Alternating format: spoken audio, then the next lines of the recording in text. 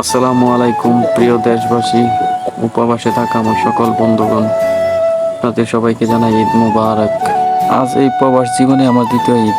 জানি না আর কতটা ঈদ পার করতে হয় এই প্রবাস জীবনে, আমার মা, আমার পরিবার, আমার প্রিয় বন্ধু বান্ধবকে ছাড়া। পরিবারকে ছাড়া সবার ঈদ আসলে খুব কষ্ট লাগে। পরিবার, ভাই, বন্ধু, আত্মীয় স্বজন সবাইকে ছাড়া খুব দুঃখজনক ঈদ প্রবাসে। তারাই বলতে পারে যারা প্রবাসে আছে।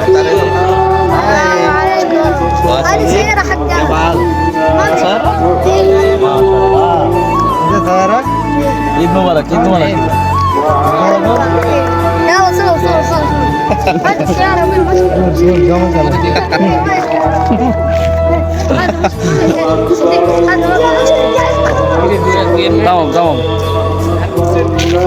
বাচ্চাগুলো আমাদেরকে বলতেছিল এটা আমাদের গাড়ি, এখানে দাঁড়িয়ে ছবি তুলেন। তারপর আমরা একে একে সবাই মসজিদে ঢুকতে থাকি, কারণ এখানে 6টায় জাম্মাত হয়।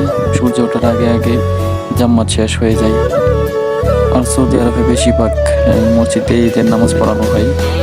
তারপর ঈদের জাম্মাত শেষ করে বাইরে এসে বন্ধুদের সাথে কোলাকুলি করে ঈদের শুভেচ্ছা বিনিময় করলাম। তারপরে এদিকে আমার এক মিশরি বন্ধু, সে আমাকে বলতেছে কিভাবে বাংলা ঈদের শুভেচ্ছা জানাই তাকে বলার জন্য। তারপর অনেক চেষ্টা করলাম তাকে বাংলা শেখানোর জন্য। বাংলাদেশ ঈদ মোবারক। كل بنغالي عيد مبارك আইয়া كل عام وانتم بخير আমার পক্ষ থেকে আমার আমার আমার আমার পক্ষ থেকে পক্ষ আমার আমার পক্ষ থেকে পক্ষ থেকে ঈদ মুবারক ঈদ মুবারক সবাইকে সবাইকে ঈদ মুবারক ঈদ মুবারক সবাইকে ঈদ মুবারক সবাইকে ঈদ মুবারক আমার পক্ষ থেকে ঈদ মুবারক ঈদ মুবারক বাঙালি বাংলাদেশ মিয়া মিয়া Bangladesh I love you I love you Bangladesh. Egypt meme তারপর একে একে সবার সাথে ঈদের শুভেচ্ছা বিনিময়। ওরা সবাই মিশরি, ওরা আমাদের সাথে একই কোম্পানিতে জব করে। ওরা অনেক ফ্যামিলি, অনেক ভালো মানুষ। ঈদ মুবারক করলো বাঙালি।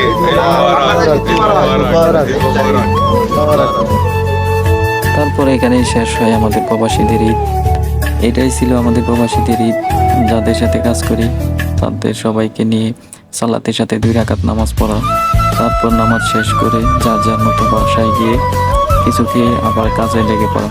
এটাই আমাদের প্রবাসীদের ঈদ, এটাই আমাদের প্রবাসীদের জীবন। ঠিক আছে বন্ধুরা, তাহলে আজ এ পর্যন্তই। সবাই ভালো থাকবেন, সুস্থ থাকবেন, আর অবশ্যই প্রত্যেকটা প্রবাসী ভাই ও বোনদের জন্য দোয়া করবেন। আর প্রবাসী ভাই ও বোনেরা অবশ্যই আপনাদের জন্য দোয়া করে সবসময় দেশের মানুষের সুস্থতা কামনা করে আবারও সবাইকে জানাই ঈদ মুবারক।